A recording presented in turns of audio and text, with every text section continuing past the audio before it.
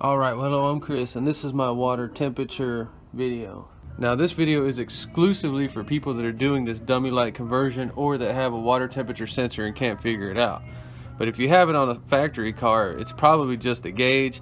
But in this video, I'm gonna show you how to troubleshoot this, because this one would not work at all. And this, when you first get your kit, this is what's tricky. You must also remove the white resistor from the back of your original fuel gauge. You will need to install this resistor vertically on your new temperature gauge. And you kind of scratch your head, what does that even mean, you know? Okay, so in this video it is understood that your wiring is perfect, okay? So the problems that we're having with this gauge is this.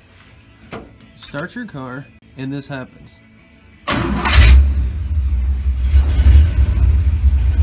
Nothing. Okay, so our auxiliary gauges are showing, I don't know, 150, 160, but this thing doesn't move at all, okay?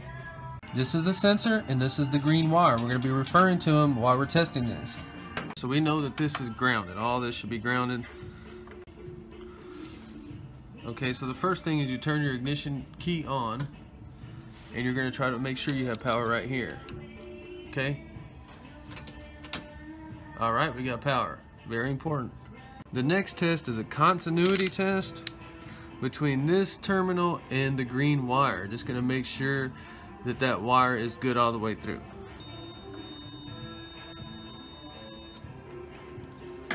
So that test, we were just doing it with the wire off. So now we're just making sure that this thing is working. Now you want to check this when the engine is cold, and then warm the engine up and just look for variances in the resistance from right here to a ground. Okay, so let's check this. See the meter? We got some resistance on there. And as the engine cools or heats up, it'll change. That's all you're looking for, just making sure that that sensor is working and sending a signal, a resistant signal. So I went through all those things, checked them out, and this thing's still dead, nothing, no movement at all on the gauge. Okay, I put the resistor in every single way, flipped it around, did all kinds of things with it. So we're gonna go ahead and just do it all over again, just so that we're all on the same page. Okay, quick wiring diagram for this style. It's gonna have 4.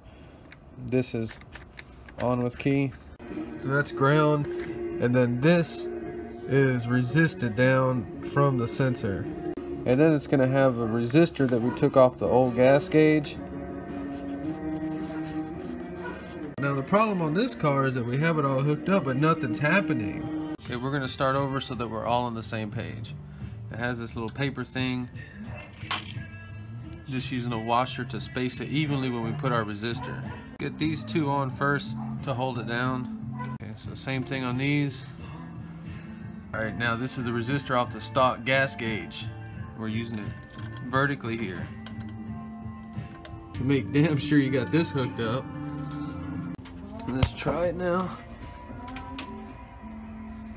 Goes all the way up. Okay, so what the heck is going on?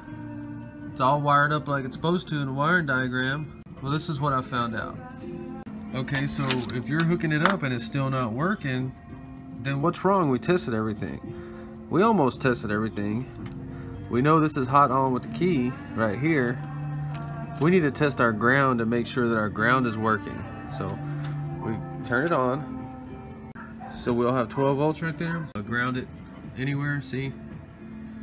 Now let's check our ground right here. See? Our ground's not working. Ground's no good. Ground right here is good. So we're gonna have to jump this ground right there. Just made a little jumper wire. We're gonna jump it from the bottom, the ground, to over here. Okay, so now we've added our ground. Let's check it out.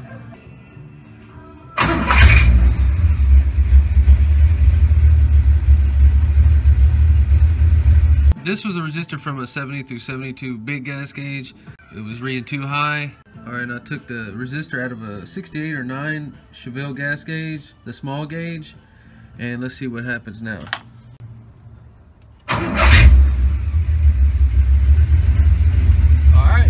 Okay, so both of these gauges are equally annoying because you don't know exactly what number you're on. Okay, I don't know if that's 140 or 150 because there's no consistency in this gauge if you actually start to look at it. So I don't know. I'm gonna say 145, 150. This one at least makes some sense. It's 27.5 each of those little lines. So whatever 27.5 times 2 is, that's plus 100, that's where the gauge is. So right under 150 degrees. And I don't know, man, I'm gonna go ahead and say it's pretty freaking close. Now let's get into the point of what I'm trying to make. So the point is, if you're doing a car like mine where it tells you to use the resistor from the gas gauge to use it on the temperature gauge, that's where the problem started. It was reading too high with this 70 through 72 resistor. So we're gonna do continuity test. Continuity test also checks resistance. Okay, so you see the resistance there. This is from a 70 through 72 sweep style dash. Let's see the resistance here. Okay, it's different. I don't know if that's 68 or 9, but the resistor off of that one.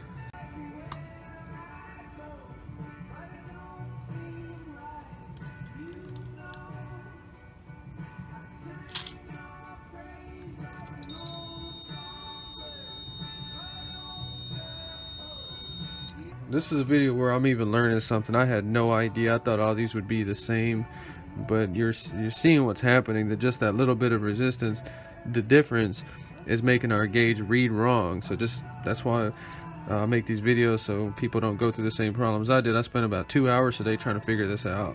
And if you can't get these, you can play around with like the Radio Shack resistors. You can go buy a freaking bag, but you've seen the type of resistance we were dealing with.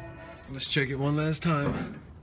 And that's why you absolutely have to run auxiliary gauges on these cars, because if we would have had it on there with that first sensor, we would have thought we were running hot and had no freaking clue that it was a damn resistor that was causing all the problems. So these things already doing their job. Let's try it one last time.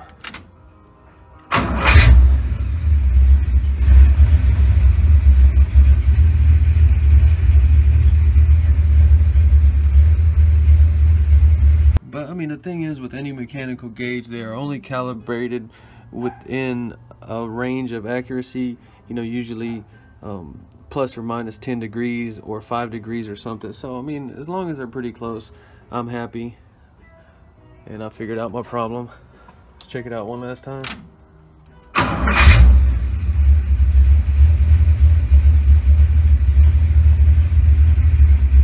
Other than that, everything seems to be working.